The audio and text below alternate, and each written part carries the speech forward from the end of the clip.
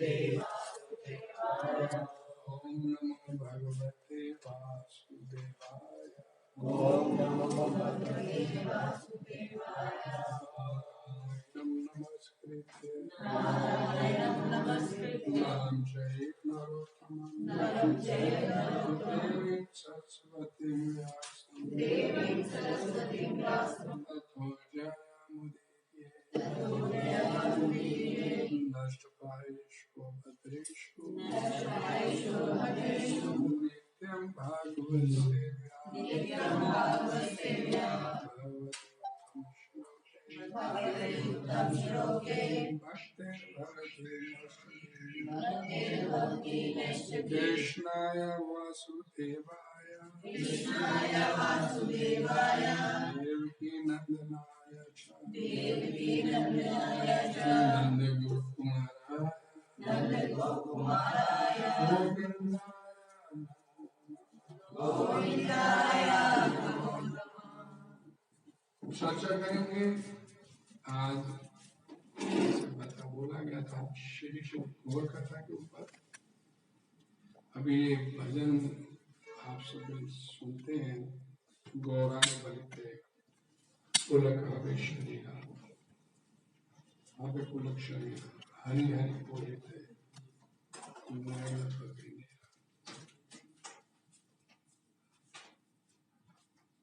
ऐसा समय कब आएगा जब मैं भगवान श्री हरि का नाम बोलूंगा तो मेरे पूरी बॉडी में, पूरे शरीर में रोमांच हो उठेगा। हरि हरि बोले थे नयन बबे नीरा। उस समय कब आएगा मैं भगवान हरि हरि बोलूंगा तो मेरी आंखों से अश्रुपात होना शुरू हो जाएगा। कब मेरे ऊपर भगवान नित्यानंद कृपा करेंगे, मेरे अंदर की जितनी भी संसारिक विषय वासनाएं खत्म।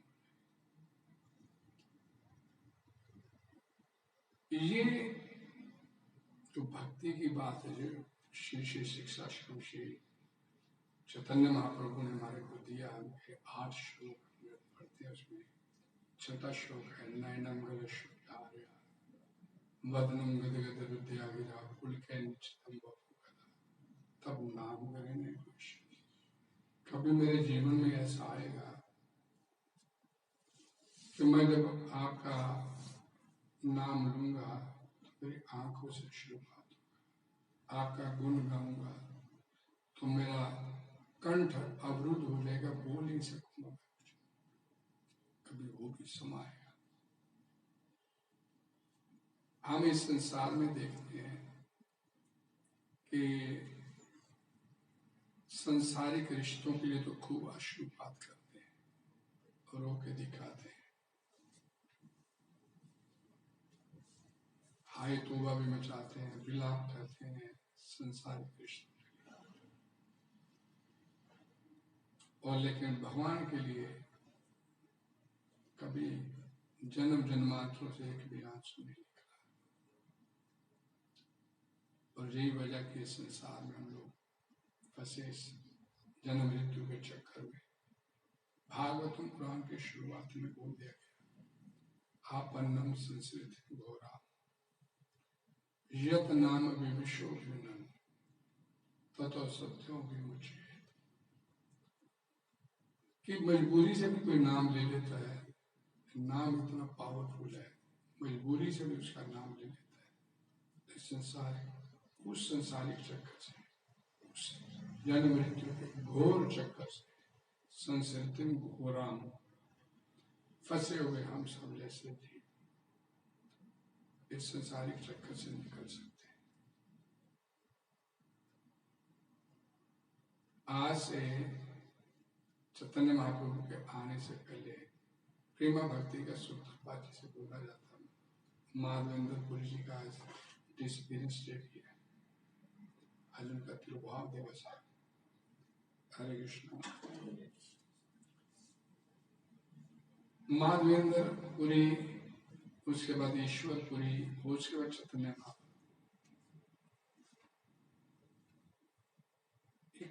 कौन था जिसने इस प्रेमा भक्ति का पौधा लगाया? इससे पहले भक्ति होती थी, लोग अपने घर में भगवद गीता थी पढ़ लेते थे, लेकिन कभी वो वाला प्रेम भाव उत्पन्न का जिक्र कभी किसी ग्रंथ में नहीं हमने पढ़ा।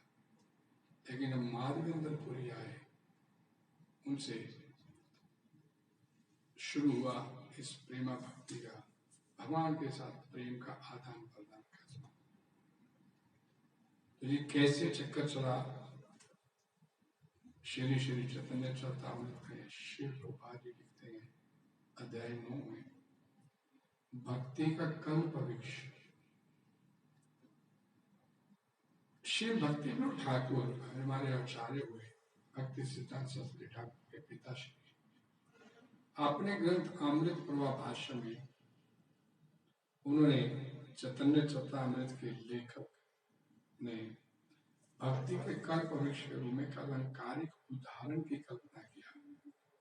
सिंबॉलिक जिसे बोलते हैं, अलंकारिक उदाहरण।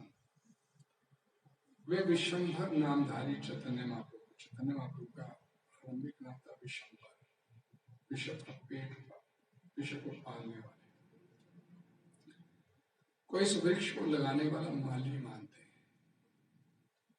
ये जो सिंबॉलिक है, बड़े ध्यान से समझिएगा, क्योंकि ये वही प्रमुख व्यक्ति है जिन्होंने इसका भार अपने ऊपर लिया और परम भोक्ता के रूप में उन्होंने इसके फलों का वो स्वयं किया और उन्हें वितरित भी किया, बांटा भी।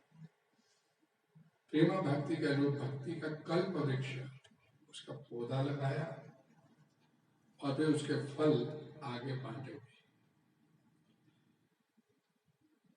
इस वृक्ष का बीज सर्वप्रथम चैतन्य महाप्रभु की जन्मभूमि नवद्वीप में बीजा गया और फिर यह वृक्ष जगन्नाथपुरी में लाया गया और उसके बाद वृंदावन में, और इसका बीज सर्वप्रथम शील माधवेंद्रपुरी में फलित हुआ और फिर उनके शिष्य ईश्वरपुरी में। और बड़े ही अलंकारिक ढंग से बतलाया गया है कि श्री चैतन्य महाप्रभु वृक्ष और इस वृक्ष का तना दोनों ही है। चैतन्य भगवान चैतन्य महाप्रभु के एक भक्त के रूप में आए।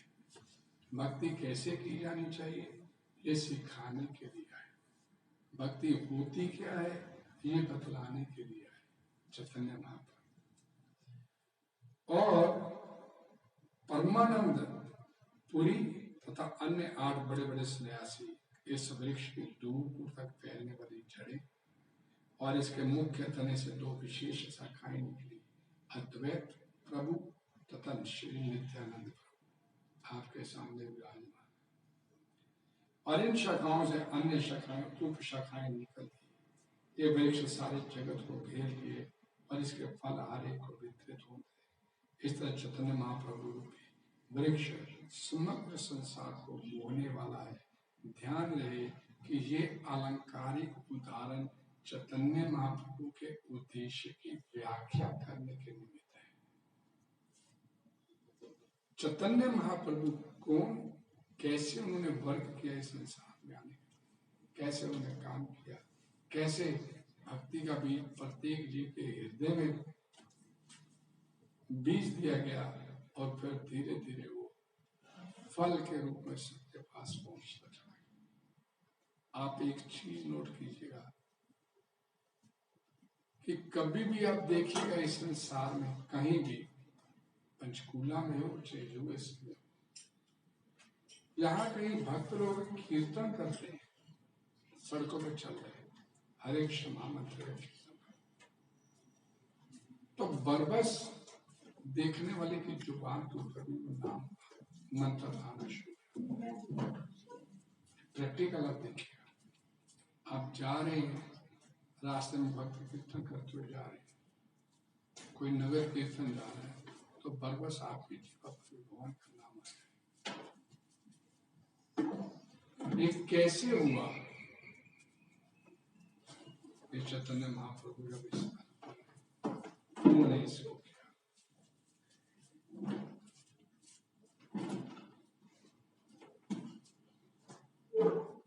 इन सारे चैतन्य महाप्रभु को सबसे पहले चैतन्य चरितामृत के लेखक कबीरदास उसको प्रणाम करते हैं और कहते हैं कि जिनकी कृपा से एक कुत्ता भी महासागर पार कर सकता है। कुत्ता कभी समुद्र पार नहीं कर सकता।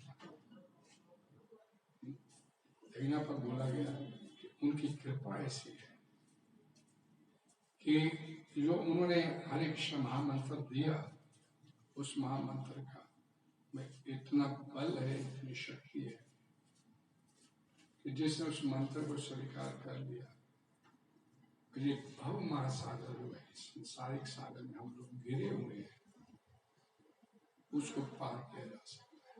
बोले कभी कभी देखा जाता है कि कुत्ता कुछ देर तक पानी में तैर सकता है और फिर किनारे लौट आता है, आगे नहीं जाता ज्यादा, पता है कि मैं पार नहीं कर सकता।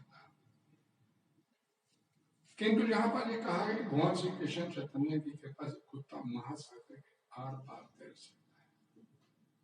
इसी प्रकार श्री श्री चैतन्य चरितामृत के रचयिता कृष्णदास कबीरदास गोस्वामी अपने आप को असहाय बतलाते हुए कहते हैं कि उनमें अपनी खुद की कोई शक्ति नहीं है, किंतु वैष्णव तथा भगवान श्री मदन मोहन विग्रह के माध्यम से व्यक्त हुई श्री चैतन्य महाप्रभु की कृपा से वे दिव्य सागर को पार करके श्री श्री चैतन्य चरितामृत हमारे सामने प्रस्तुत करने में समर्थ हो गए।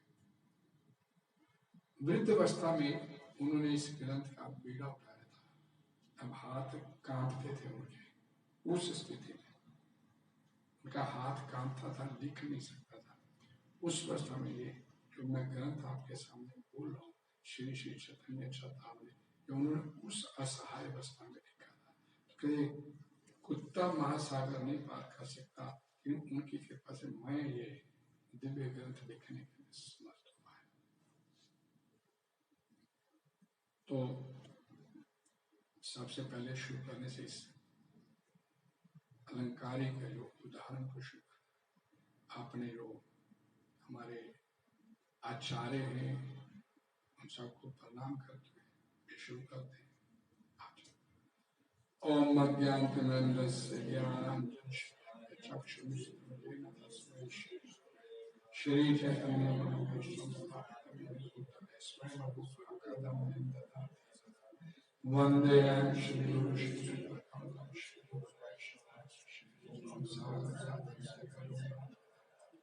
साधुवैतं साधुतं परिजनसहितं श्री राधा कृष्ण पादान् नमो विष्णुपदाय कृष्णपृष्ठाय श्रीमते नमस्ते सरस्वती देवी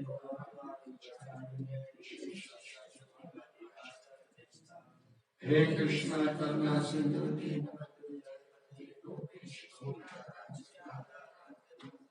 तप्त कांचन गौरांगी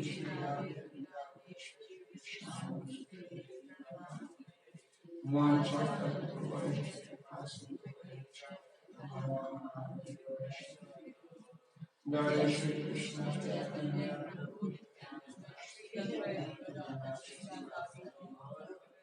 हरे कृष्णा कृष्णा कृष्णा हरे राम श्री श्री चैतन्य चरितामृत की श्री भगवान की। मैं पूर्ण पुरुषोत्तम भगवान श्री चैतन्य महाप्रभु की शरण देता हूँ, जो स्वयं भगवान श्री कृष्ण प्रेम रूपी वृक्ष है, इसके माली हैं और इसके फलों के प्रदाता तथा भोक्ता दोनों हैं। चैतन्य महाप्रभु ने सोचा, मेरा नाम विशंबर, उनका अपना नाम जो था, जब आए इस तरह विशंबर अर्थात अखिल ब्रह्मांड का पालन करने वाला, और ये नाम तभी सार्थक होगा यदि मैं अखिल ब्रह्मांड को भगवत प्रेम से भरूं। मैंने भी बोला कि संसार के लिए तो अशुभपात 1 मिनट में निकलता हमारे यहाँ, संसार के लिए सब कुछ छोड़ दिया जाता है, बच्चे के लिए, पत्नी के लिए, पति के लिए, माता के लिए, पिता के लिए, सब कुछ छोड़ दिया जाता है।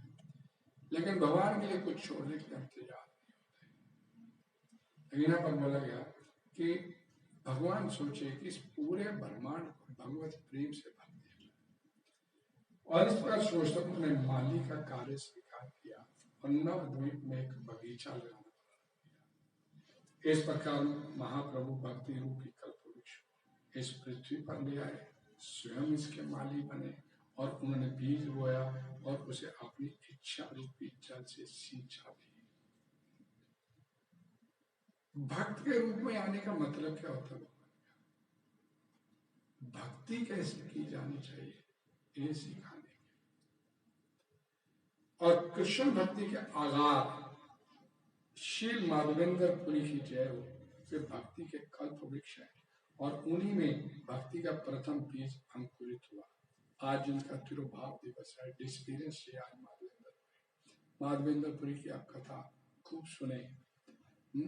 भगवान स्वप्न में दर्शन दिए कि मैं गोवर्धन में के झाड़ी के नीचे दबा हुआ हूं, मेरे को निकालो। निकाला माधवेंद्रपुरी ने। एक ऐसे सन्यासी थे, याचित वृत्ति अपनाई थी। याचित वृत्ति समझते हैं कि मांगना नहीं किसी से कुछ। कैसे सन्यासी? कि मांगना नहीं कुछ, अपने आप जो दे दे। चलो ये भी बात ठीक है, सन्यासी को हिंदुस्तान में, भारत में कम से कम प्रत्येक इतना धर्म का है कि कोई साधु संत देख ले तो उसको कुछ दे दिया जाता है।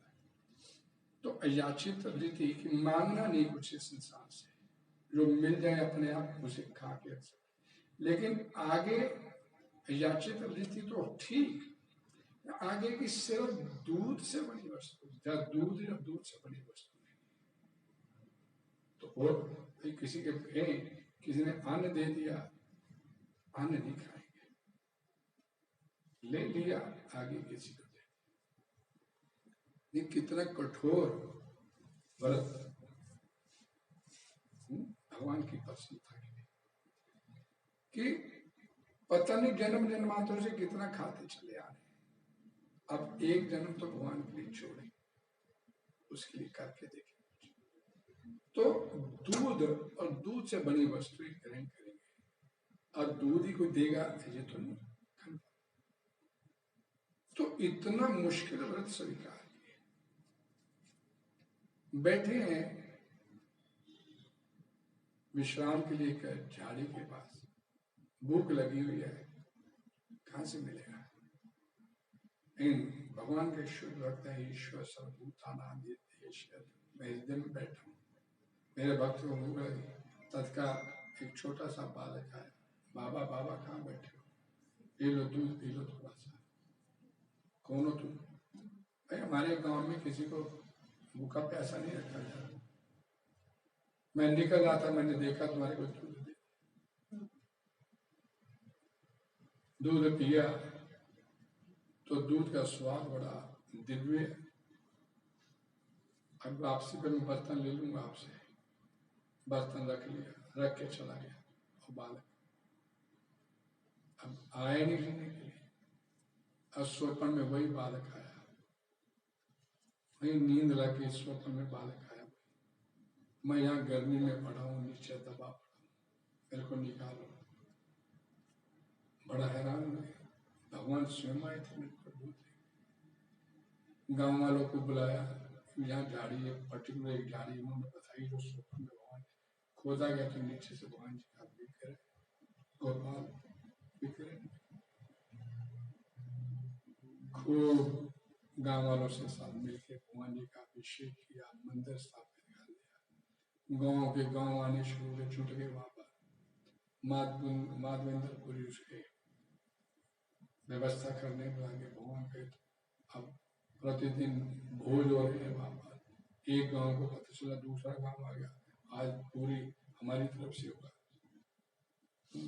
दूध टनों के हिसाब से उतार है, खाद्यान्न आ रहे मनों के हिसाब से, रोजाना लंगर हो रहा है, भगवान जी का भंडारा चल रहा। फिर भगवान स्वप्न में आए, गर्मी लग रही मेरे को, जाते चंदन लेके आए। चंदन लेने के लिए कहा मलयाल नीलांचल में जा, जगन्नाथपुरी नीलांचल में, वहां से चंदन लेके आ मेरे। कोई गाड़ी बसें ट्रेनें तो होती नहीं थी, पैदल जाना है, कहाँ गोवर्धन और कहाँ जगन्नाथपुरी। चल पड़े। रास्ते में मंदिर आया भगवान श्री का, भगवान कृष्ण का। तो वहां खीर चढ़ाई जाती थी, भगवान को भोग लगता था कुल्हड़ में। तो भोग लगता था, इकट्ठे कुल्हड़ आगे चढ़ाया जाता था। तो अमृत केली के नाम से वो खीर मशहूर है। अब भगवान को भोग लगा तो मन में इच्छा, तो मांग तो सकते नहीं, प्रसाद तो मांगना नहीं। तो भगवान को भोग लगाएंगे तो मन में इच्छा हुई कि ये खीर अगर मेरे को मिल जाए खाने, तो मैं ऐसी खीर अपने गोवर्धन जो भगवान जी विग्रह प्रकट हुए उनको भी मैं खिलाऊं। अपने लिए इच्छा नहीं किया कि गोपाल जी को वैसे अरेंजमेंट हो गया, मंदिर की स्थापना होगी, रोजाना भंडारा होगा, हरे कृष्ण। वैसी खीर मैं वहां भी अपने गोपाल जी को, लेकिन मांगना नहीं है, याचित कर लेती है बाप की। पुजारी ने मंदिर बंद किया, सोने को चला गया, स्वप्न में पुजारी क्या है, मेरा एक भक्त बाहर, मेरा खीर का प्रसाद उसको दे गया, खत्म हो गया। एक है कुल्हड़ भगवान को भोग लगाए थे, तो एक कुल्हड़ मैंने उठा के अपने पीछे रख लिया। भगवान का विग्रह कुल्हड़ उठा रहे, चोरी कर रहे हैं। ये तो कृष्ण माखन चोर तो है, अपने लिए चोरी करते हैं। अरे आप भगवान अपने भक्त के लिए चोरी करते हैं, ऐसा इतना कौन सा भक्त होगा? तो ये सारा जो शब्द है एक प्रेम का संबंध भगवान के साथ। भगवान बोलते ये यथा माम पर तो अपने आप को मेरे को देते, मैं अपने आप को तेरे को देता। तो अपना सब कुछ तेरे पास है, वो मेरे को दे दे, मैं अपना जो कुछ मेरे पास मैं तेरे को दे। तो सबसे बढ़िया सौदा और क्या हो सकता है? तो अपने आप को मेरे को दे दे, मैं अपने आप को तेरे को दे। तो भगवान उसके लिए उसे मन में बात आई, हृदय में बैठे हैं, हृदय की बात जानते हैं, तो तत्काल एक खीर का कुल्हड़ वही चोरी करता है, पीछे रखने अपने विग्रह के पीछे।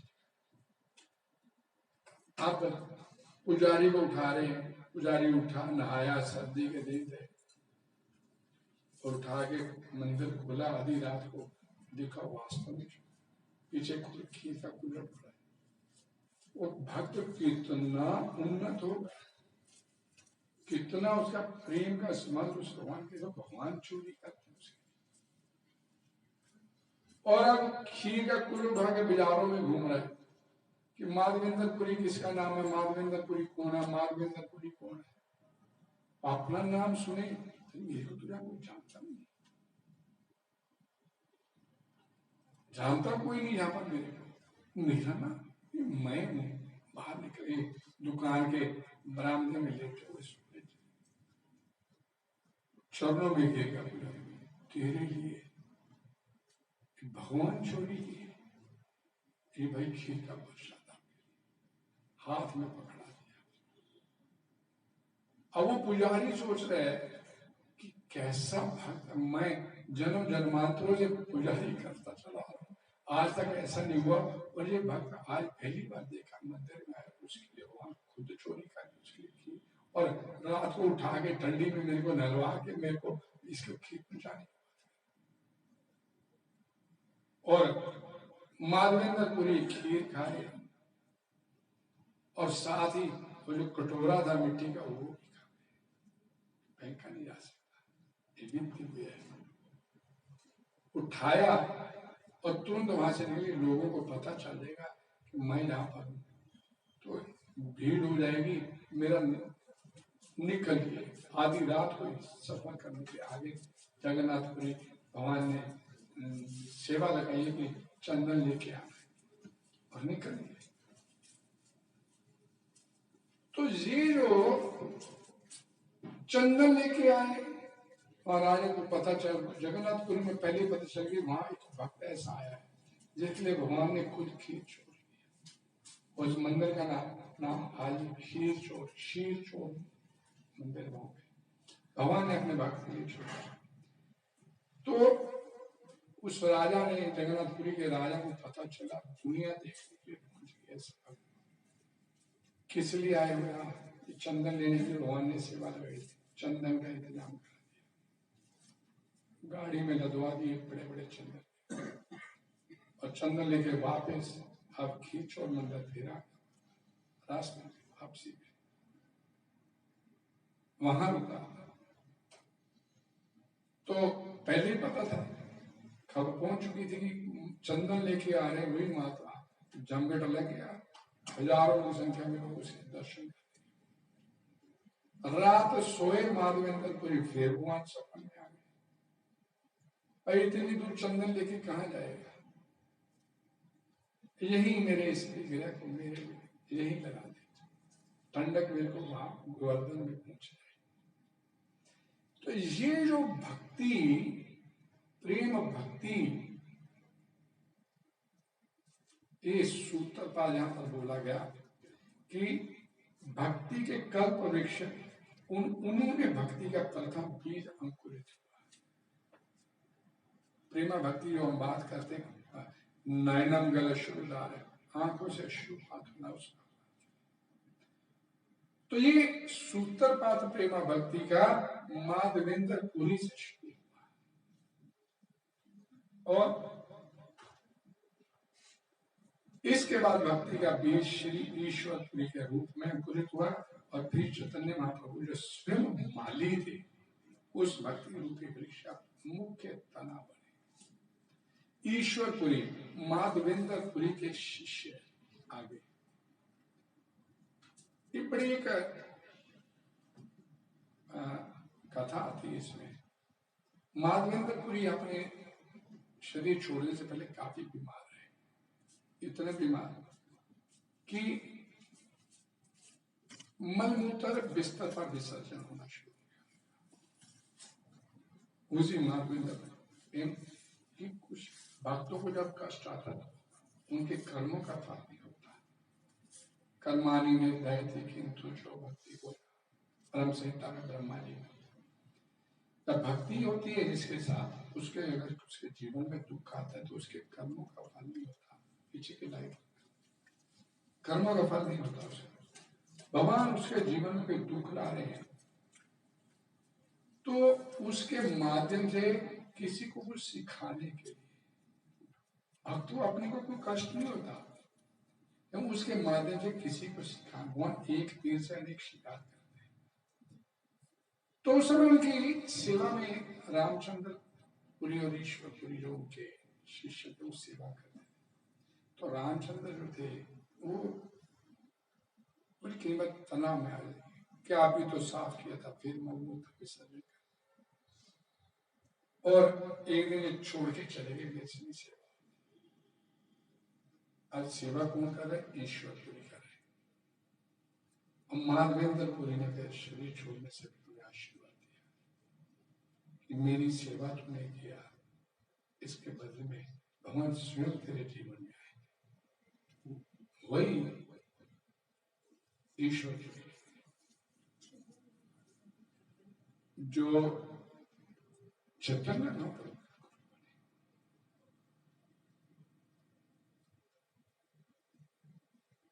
तो भक्ति क्या प्रदान कर सकती है? जो कहा कि मेजन,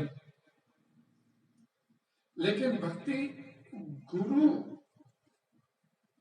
को संतुष्ट करना, गुरु की संतुष्टि जीवात्मा की भक्ति की चरम सीमा। गुरु बीच में माध्यम होता है। उदय तत्विधि प्रणिपाते प्रश्न उपदेक्षण ज्ञान। काम भगवान का ही होता है, गुरु बीच में माध्यम है। हृदय में भगवान बैठे हैं सभी। लेकिन काम भगवान ने करके देना सब। ईश्वरपुरी को वो पदवी मिली कि चैतन्य महाप्रभु के गुरु बने। तीसरी गुरु शिष्य परंपरा में आगे आगे चैतन्य महाप्रभु लोग खुद माली थे। इस बगीचा जो उन्होंने प्रेमा भक्ति का कल्प वृक्ष जिसकी मैं बात कर रहा हूँ आपसे, उसके माली स्वयं चैतन्य महाप्रभु थे। हरे कृष्णा हरे कृष्णा। शिव ईश्वर पुरी श्री चैतन्य महाप्रभु के गुरु थे, किंतु चैतन्य महाप्रभु को दीक्षा देने के पूर्व नवद्वीप गए थे और गोपीनाथ आचार्य के घर कुछ महीने रहे। तभी चैतन्य महाप्रभु का उनसे परिचय हुआ और कहा जाता है कि तब वे श्री चैतन्य महाप्रभु को श्री कृष्ण लीला अमृत नामक अपनी पुस्तक सुनाकर उनकी सेवा करते थे। और इस बात का वर्णन श्री चैतन्य भागवत आदि खंड 11वें अध्याय में प्राप्त होता है। श्री चैतन्य महाप्रभु ने दूसरों के समक्ष उदाहरण प्रस्तुत किया कि किस प्रकार गुरु का आज्ञाकारी शिष्य बना जाए। पूर्ण पुरुषोत्तम भगवान श्री चैतन्य महाप्रभु ईश्वरपुरी के जन्म स्थान कुमार हट गए और उनके जन्म स्थल से कुछ मिट्टी लेते आए। हरे कृष्णा। मिट्टी लेते आए जिसे वे सावधानी से अपने पास रखते थे और नित्य उसमें से कुछ अंश उस मिट्टी का प्रतिदिन खाया करते थे। मेरे गुरु है ईश्वर। और अब ये भक्तों के लिए प्रथा मानी गई है कि भक्त श्री चैतन्य महाप्रभु के दृष्टांत का अनुसरण करते वहां जाते हैं और उस स्थान से कुछ मिट्टी भी अपने साथ लेकर आते हैं। हरे कृष्णा। हरे कृष्णा। अपने अचिंतनीय शक्तियों के कारण महाप्रभु चैतन्य एक साथ माली, तना तथा शाखाएं बने। श्री परमानंदपुरी, केशव भारती, ब्रह्मानंदपुरी, ब्रह्मानंद भारती, श्री विष्णुपुरी, केशवपुरी, कृष्णपुरी, श्री नरसिंह तीर्थ व सुखानंदपुरी, ये 9 सन्यासी हैं। ये जड़े हैं उस भक्ति कल्प वृक्ष की जो उस वृक्ष के तने से फूटी और इस तरह इन 9 जड़ों के बल पर यह वृक्ष दृढ़ता से खड़ा हुआ। हरे कृष्ण। हरे कृष्णा। धीर गंभीर परमानंदपुरी मुख्य केंद्रीय जड़ बने और 8 दिशाओं में अन्य 8 जड़ों से श्री चैतन्य महाप्रभु रूपी वृक्ष सुस्थिर होता चला गया। तने से अनेक शाखाएं फूटी, उनकी भी अनेक शाखाएं बनी। इस तरह चैतन्य रूपी वृक्ष की शाखाओं से एक गुच्छा अर्थात एक समाज बना और बड़ी बड़ी शाखाएं सारे ब्रह्मांड में छाती चली गई। हर शाखा से सैकड़ों उपशाखाएं फूटी और इस तरह कितनी शाखाएं निकली इसकी गिनती कोई नहीं कर सकता। मैं इन असंख्य शाखाओं में से सर्वप्रमुख शाखाओं पर गिनाने का प्रयत्न करूंगा। कृपया चैतन्य वृक्ष का वर्णन सुने। वृक्ष के ऊपरी तने के 2 भाग हुए और एक तने का नाम श्री अद्वैत प्रभु और दूसरे का नित्यानंद प्रभु हुआ और इन दोनों तनों से अनेक शाखाएं उपशाखाएं उत्पन्न हुई जो सारे जगत पर छा गई। ये शाखाएं तथा उपशाखाएं उनकी भी उपशाखाएं इतनी अधिक हो गई कि उनके विषय में लिख पाना असंभव होता चला गया। इस तरह शिष्य, उनके शिष्य, उन सब के प्रशंसक सारे जगत में फैलते चले गए और इन सबको गिना पाना संभव नहीं। जिस प्रकार विशाल अंजीर वृक्ष में सर्वत्र फल लगते हैं, उसी तरह भक्ति वृक्ष के प्रत्येक अंग में फल लगे। चूंकि भगवान श्री कृष्ण चैतन्य महाप्रभु मूल तना थे, अतः शाखाओं तथा उपशाखाओं में जो फल लगे उनका स्वाद अमृत से भी बढ़कर था।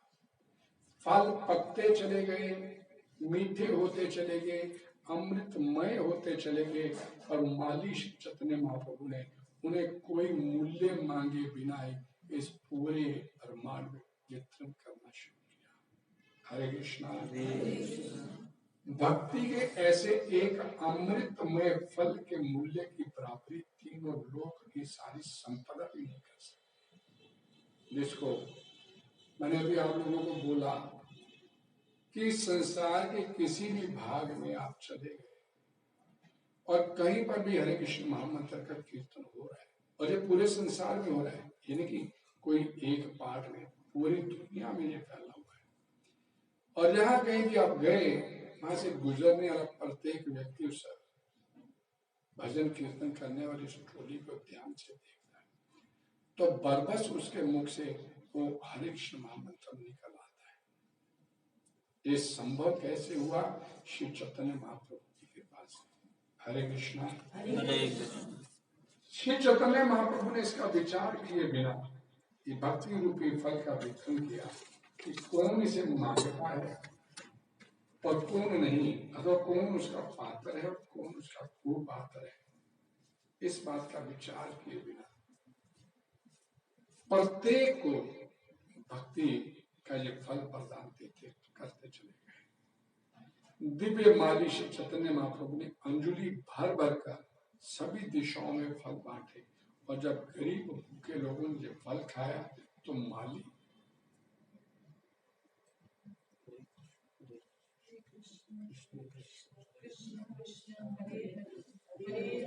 परम आनंदित होकर मुस्कुराते।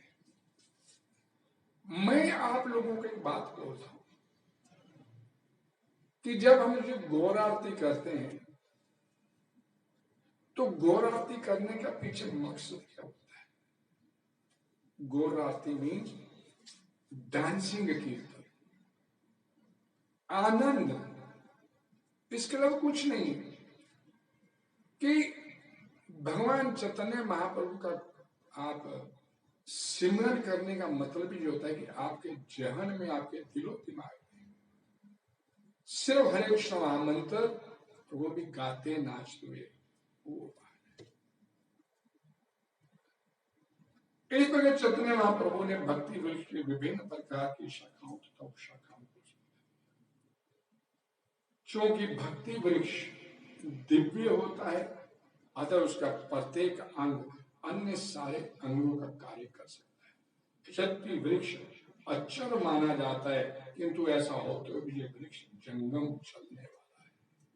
कैसे? पूरी सृष्टि में फैल गया है। ये हरे कृष्ण महामंत्र रूपी फल पूरी सृष्टि में फैलता है। ये कल्प वृक्ष, भक्ति का कल्प वृक्ष मैं बोल रहा हूं, जिसका आज का जो टॉपिक है, ये पूरी सृष्टि में फैलता चला गया। इस भौतिक जगत में हम सबका ये अनुभव है कि वृक्ष एक स्थान पर ही खड़े रहते हैं, किंतु आध्यात्मिक जगत में वृक्ष एक स्थान से दूसरे स्थान जा सकता है। इसलिए आध्यात्मिक जगत की हर वस्तु अलौकिक, ट्रांसडेंटल जिसे हम बोलते हैं, अलौकिक होती है। ऐसे वृक्ष की अन्य विशेषता ये है कि ये व्यापक रूप से कार्य कर सकता है, और भौतिक जगत में वृक्ष की जड़ें पृथ्वी के अंदर जाकर अपना भोजन एकत्र करती हैं, किंतु आध्यात्मिक जगत में वृक्ष ऊपरी भाग की टहनियां तथा पत्तियां भी जड़ों का काम करती हैं।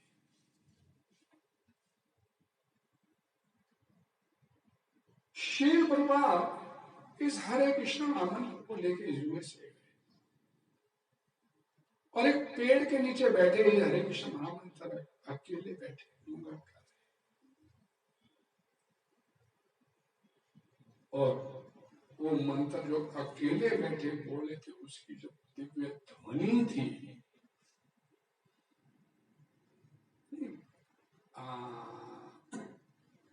गोलोकीरे प्रेम धन हरि नाम संकीर्तन,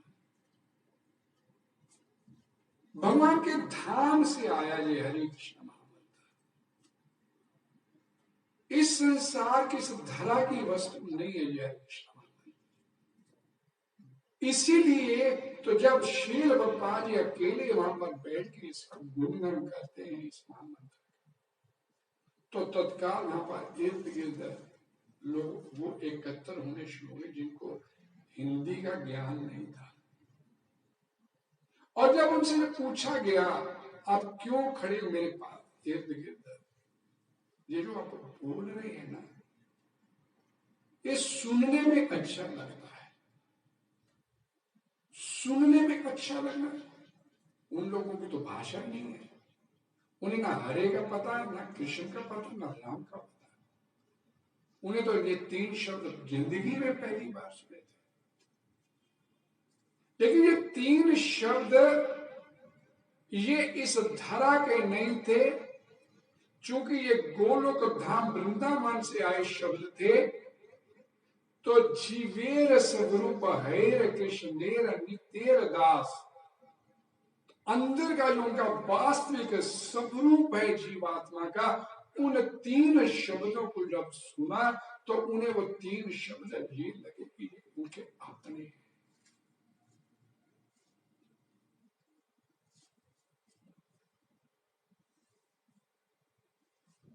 ग्रहण किया उन्होंने।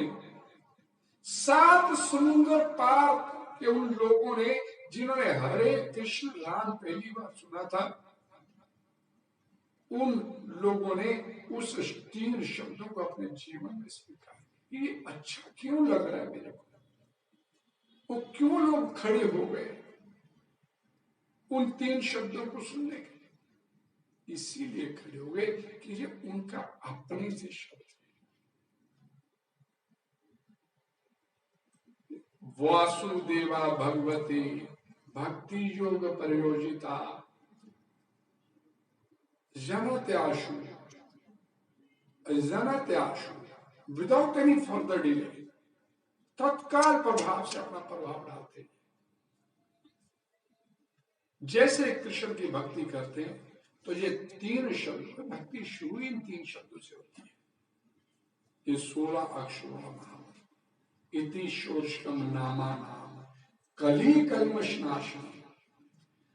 तो अंदर का कल्मष रोधक सुनने मात्र से उन लोगों के अंदर का कल्मष धुल गया,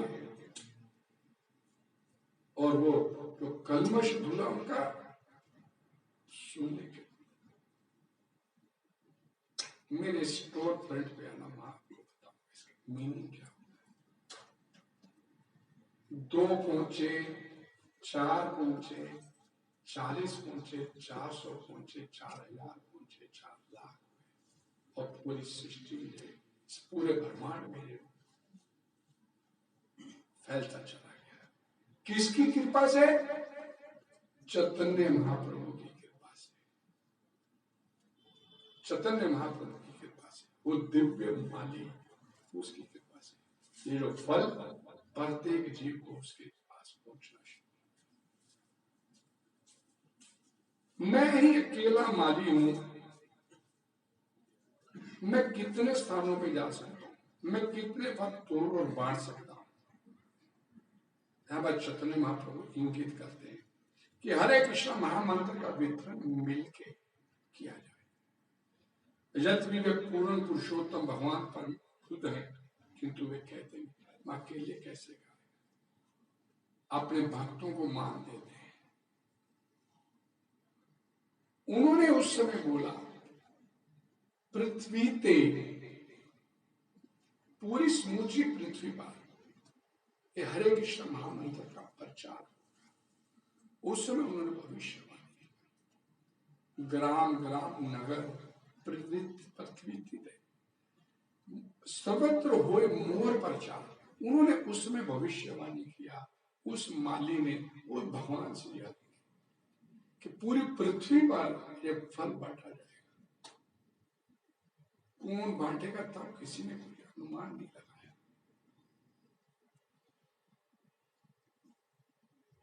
आगे शिष्य परंपरा में आते चले गए, और जब श्री प्रभुपाद जी से पहले भक्ति सिद्धांत सरस्वती ठाकुर के पिता भक्ति विनोद ठाकुर ने फिर कहा, आने वाले समय में एक व्यक्ति आएगा जो इस हरे कृष्ण महामंत्र पूरी दुनिया में फैला देगा। देखिए कि हमारा कितना सौभाग्य है, आपका कितना सौभाग्य, इस बात से अंदाजा लगाइए कि जब प्रभुपाद से चैतन्य महाप्रभु से पूछा उनके भाषण कि भक्त की डेफिनेशन क्या है, वैष्णव किसे बोलते हैं? बोले जो एक बार नाम ले कृष्ण का वो वैष्णव है। भक्तों की समझ में नहीं आएगा। एक बार तो चोर चक्के भी बोल देते हैं, कृष्णा कृष्णा भी बोल देते हैं, वो वैष्णव नहीं है। सब भक्त इकट्ठे होते थे जगन्नाथपुरी, जब रथ यात्रा होती थी, अगले रात फिर इकट्ठे हो गए। फिर पूछा वैष्णव भक्त किसे बोलते हैं? तो चैतन्य महाप्रभु जो बार बार नाम ले, भगवान कृष्ण का नाम ले बार, वो वैष्णव। अब वो भी हम तो बार बार करते हैं, दुनिया भी करती है कृष्ण। अगले साल फिर कत्ल हुए, धन्य महाप्रभु क्लियर बताइए वैष्णव किसे? जहार दर्शन मुख्य, जहार दर्शन मुख्य आई से कृष्ण नाम, जहार मुख्य आई से दर्शन आई से कृष्ण नाम, जिसका दर्शन करने से आपकी जीवा पर भगवान का नाम आ जाए, कृष्ण का नाम आ जाए, तहार जानिए तुम उसे वैष्णव, तुम उसे समझिए वो सबसे बड़ा वैष्णव है। तुम उसे समझो, तहार जानिए उसे वैष्णव बोला, जिसका दर्शन करने से जीवा पर कृष्ण का नाम आ जाए, वो सबसे बड़ा वैष्णव। और वैष्णव की परिभाषा ये तो बोल दी चैतन्य में, तुम्हारे कृष्ण का नाम कहाँ किसके तो गिने चुने लोग, लेकिन वो जो गिने चुने लोग थे वो प्रमुख तने थे, प्रमुख शाखाएं थी सारी। और आज उसकी डेफिनेशन जो चैतन्य महाप्रभु ने बताया, आज सरकार आप कहीं राह चलते हुए किसी व्यक्ति को जिसके गले में माला डली है, तिलक लगाया हुआ है, उसने माला डाली हुई है, कंठी माला डाली है उसने, उसको देखते ही हम लोग क्या बोलते हैं? हरे कृष्ण। हरे कृष्ण राजा। और आपको एक वैष्णव का दर्शन करने का सौभाग्य प्राप्त, उसकी वजह से आपके जीवन पे कृष्ण नाम, तहार जानिए तुम उसे वैष्णव करता है। ये वैष्णव, ये डेफिनेशन चैतन्य पूरी दुनिया में, नहीं यहाँ पंचकूला की बात नहीं कर रहा, चंडी का जो ट्राइस का, पूरी दुनिया में कहीं कोई भक्त, चार भक्त कीर्तन करते हुए चले जा रहे, करताल जाते, उनको देखते दूसरे बोलेंगे हरे कृष्णा, कृष्ण का नाम उसने।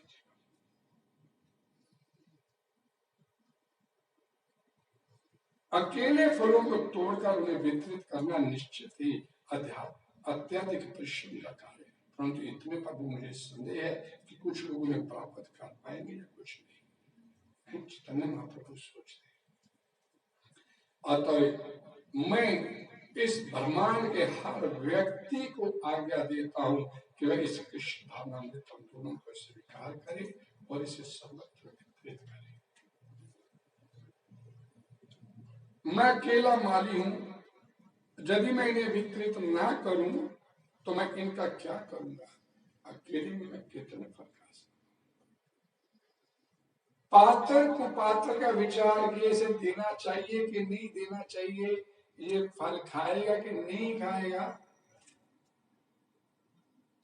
चैतन्य महाप्रभु ने प्रत्येक व्यक्ति को पापी तापी जात तार जगाई न जाए, दुष्ट से दुष्ट व्यक्ति को भी उन्होंने अपने लिए कृपा का फल प्रदान किया। और उनका एक ऐसे भगवान के अवतार हैं चैतन्य महाप्रभु, किसी को मारे नहीं, जगाई मधाई का वध करने के लिए सुदर्शन चक्र बुला दिया, लेकिन नित्यानंद प्रभु उनके चरणों में नहीं, आप मारने के लिए नहीं आए, मारा किसी को नहीं, उन्हें सुधार करने में भक्ति में प्राप्त मुहैया करवाए। इस कृष्ण भावनामृत आंदोलन का वितरण सारे विश्व में करो, जिसे सारे लोग इन फलों को खाकर अंततः वृद्ध अवस्था तथा मृत्यु से मुक्त हो जाए। कि हरे कृष्ण महामंत्र को अपने जीवन में एक्सेप्ट कीजिए और इस संसारिक चक्कर से, मृत्यु संसार वर्तमान से भगवान भगवत गीता में होते हैं, इससे निकलने की व्यवस्था कीजिए।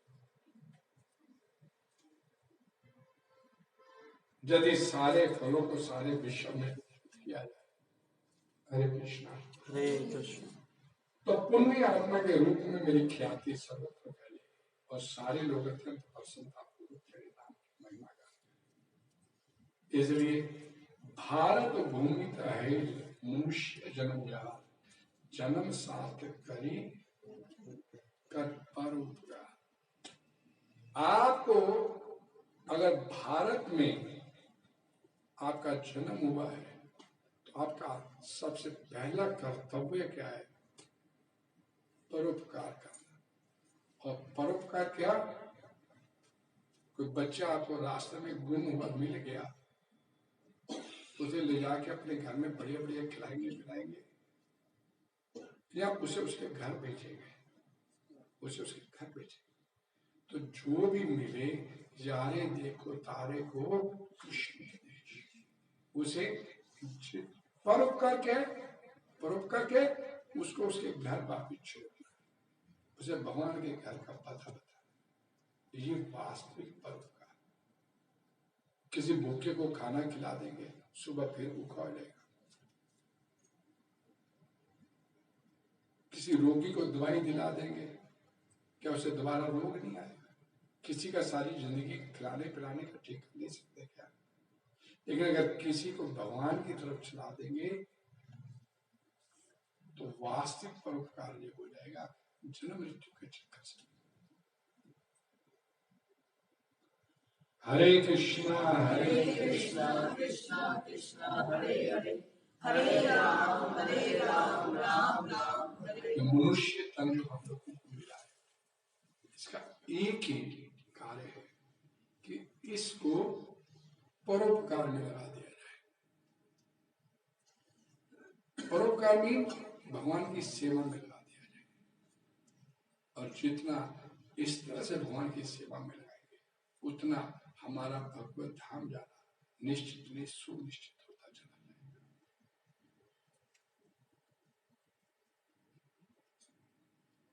मैं तो केवल माली हूं, मेरे पास ना तो साम्राज्य है, ना बहुत सारा धन है। मेरे पास तो केवल कुछ फल फूल है, जिनका उपयोग मैं अपने जीवन में पुण्य प्राप्त करने के लिए करना चाहता हूँ। और पुण्य कौन सा है? किसी को उसके घर वापिस पहुंचाने का इंतजाम करना। हरे कृष्णा हरे कृष्णा। जरा देखो तो ये वृक्ष किस तरह हर जीव का पालन करते हैं। श्रीमद् भागवतम पुराण का श्लोक है। इनका जन्म सफल है, इनका आचरण महापुरुषों जैसा है, क्योंकि जो कोई भी वृक्ष में कुछ मांगता है तो कभी निराश होकर नहीं जाता। तो वृक्ष छाया भी देता है, फल भी देता है, सूख जाए तो लकड़ी भी जलाने के काम आती है। तो चैतन्य महाप्रभु ने त्रिनाद पीस कीजिए और अभी श्रेष्ठ अमानी न मान देना। वृक्ष जैसा आचरण अपने जीवन में उतारे। आपसे हरेक को लाभ होना चाहिए, उसके परोपकार ऐसा हो कि हरेक का मार्ग प्रशस्त हो जाए अपने वापिस घर जाने के लिए। आज कथा को अपनी पे विराम देते, कल फिर सुबह कंटिन्यू करेंगे इसी कथा को आगे। सुबह 7:30 से लेकर 8:45 बजे तक आप सभी लोग साथ में थे। अब 2 दिन ये शिशि गौर कथा करी। आपसे प्रार्थना है कि समय पे आइए, कोई लाभ लेना चाहते हैं प्रभुपाद जी की पुस्तकों का। हरे कृष्णा। हरे कृष्णा कृष्ण के स्वामी उसका स्वागत।